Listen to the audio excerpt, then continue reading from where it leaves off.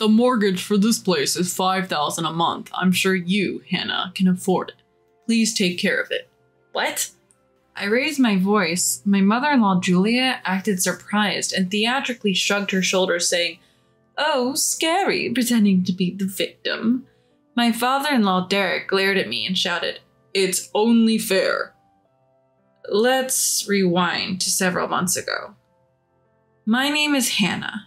My husband, Matthew, and I are newlyweds.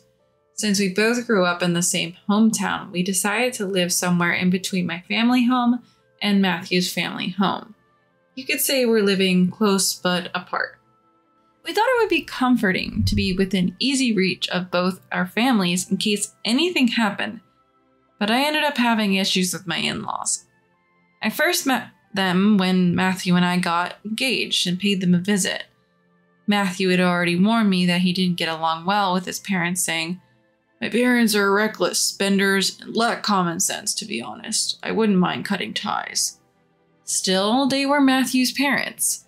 Taking advice from my own parents that it would be good to meet them at least once, we went to visit. Upon arriving, Julia warmly welcomed us. She didn't seem like the reckless spender, lacking common sense, that Matthew had described. There was a bit of a cold vibe toward me, but I thought that's just how mother-in-laws are toward their sons' wives. But their attitude changed in an instant when I told them where I worked. When Derek asked, "So Hannah, where are you working?" and I mentioned my company, their faces lit up instantly. From that moment on, they were thrilled, saying, "We've got ourselves a wonderful daughter-in-law." They welcomed me as if they had completely forgotten the slightly cold treatment just moments before. On our way home, Matthew warned, "Be careful around my parents." But at that time, I didn't understand what he meant. Then Matthew and I got married. A few weeks into our new life, I got a call from Julia after work. I picked up the phone and Julia quickly said, "Hannah, please come over right away. We'll be waiting at home," before hanging up. I thought maybe something had happened to my in-laws, so I rushed over to their house. Running in a suit in the summer heat, I was soaked in sweat. Though I was a sweaty mess, I rang the doorbell and a smiling Julia greeted me, making me feel a bit relieved. "Thank you for coming," she smiled as she welcomed me in. I wonder why they called me over. Sitting in the living room with a cup of coffee, my in-laws walk in with a laptop smiling. What's going on? Is there something wrong with the laptop? "No, actually, we have something we want you to buy for us, Hannah." "Buy for you?" Confused by the unexpected request, I'm left speechless. Ignoring my bafflement, Derek opens the laptop. Displayed are pictures of high-end designer bags and luxury watches. "So you want me to buy these for you?" "Yes, I'd like the bag and your father-in-law wants the watch." "Why should I buy these things for you?" My question prompts a sudden change in their facial expressions. The smiling faces turn stone cold and I feel a sense of dread. "We gave you the treasure that is our son, didn't we? You could at least buy us this much in return." "You work for a well-known company, Hannah. You're wealthy. Just buy them, no complaints."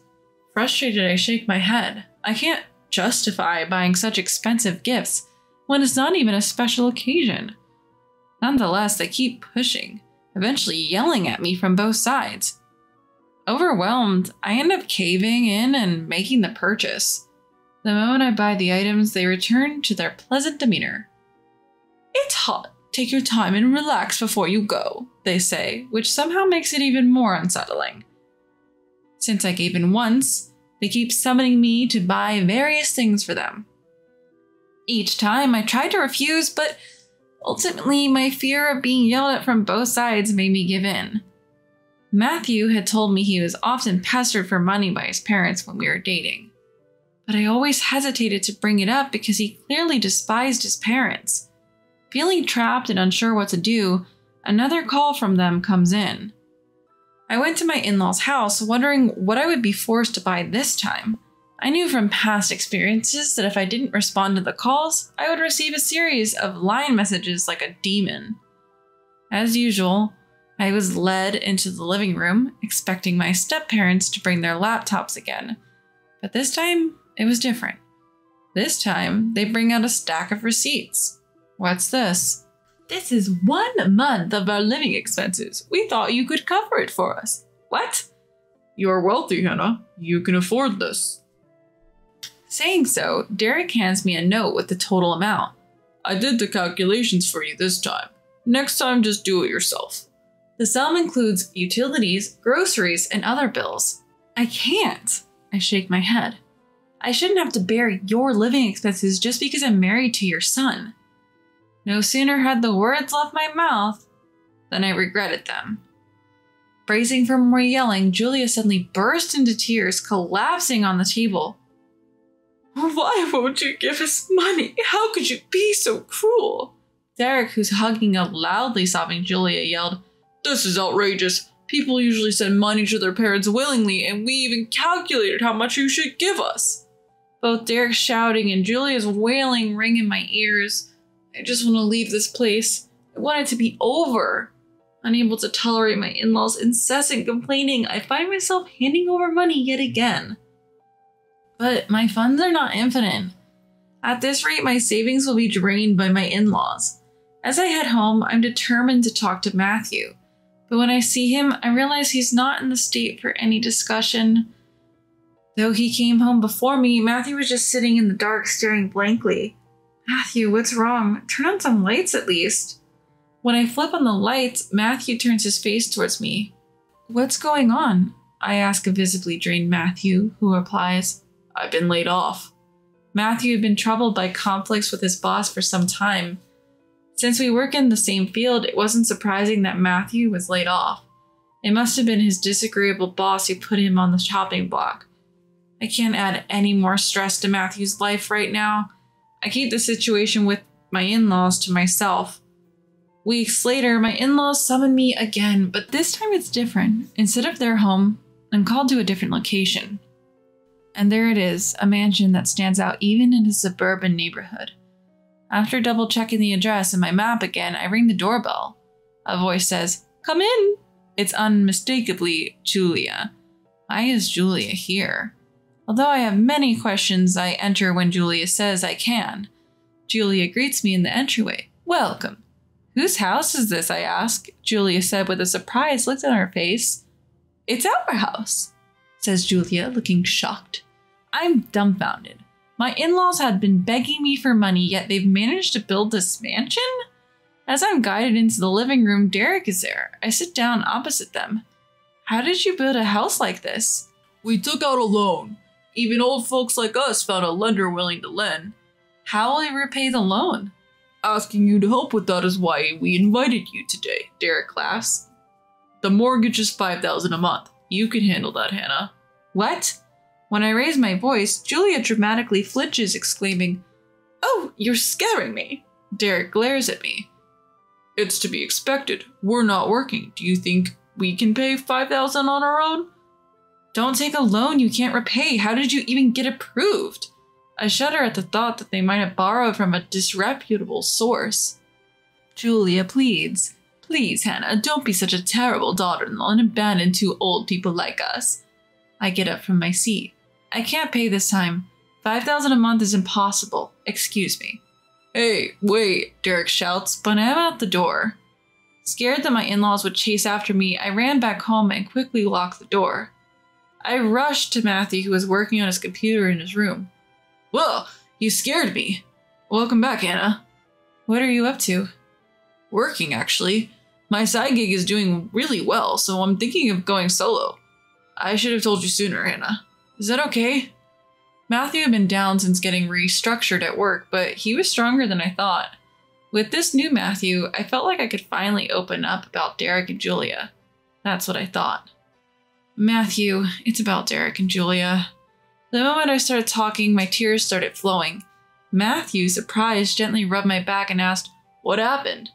As I sobbed like a child, I explained the situation to Matthew, who then sighed in frustration. Ugh, my parents. When will they stop tormenting people? It turns out Matthew had endured similar treatment from my in-laws before we got married. Since he had calmed down after getting married, he thought that his parents had also become calmer as they got older. Who would have thought they'd be targeting you, Hannah? What should we do? At this rate, we'll have to pay Derek and Julia $5,000 every month. Matthew thought for a moment, then said, Let's move. If we move and change our numbers, we can cut them off for good. But if they come to my workplace, we're done for. They even know where I work. Feeling cornered, Matthew made another suggestion. In that case, weeks went by, and then I got a call from Julia. Hannah, where are you? Your old address has a different name on it. They said you're not at work. The due date for the loan is long past. I calmly responded, I'm not paying. What? The loan. I'm not paying it. Figure it out yourselves, and by the way, this number will soon be out of service. I'm not done talking. Ignoring her, I hung up. Matthew and I immediately changed our phone numbers, cutting off all contact for good. To escape my in-laws, we moved abroad. We only shared our new contact information with my parents and close friends. What Matthew had suggested was for me to quit my job and move overseas. Matthew had made it big in the online business world, allowing me to quit my job. We were doing just fine on his income alone. Now I work part-time in a foreign country to earn some extra cash. I got word from a former coworker that my in-laws had showed up at my workplace yelling, "Where's Hannah?" They even got escorted out by the police. They got off with just a warning, but my coworker said they looked desperate and it was scary. Why had my in-laws become so frantic? We found out a year after moving abroad when I received a mysterious call. It was from Julia.